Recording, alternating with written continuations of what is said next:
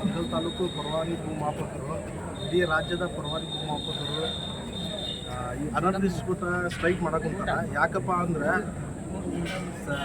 ಸಮಾನ ಕೆಲಸಕ್ಕೆ ಸಮಾನ ವೇತನ ನಮ್ಗೆ ಸಿಗ್ತಾ ಇಲ್ಲ.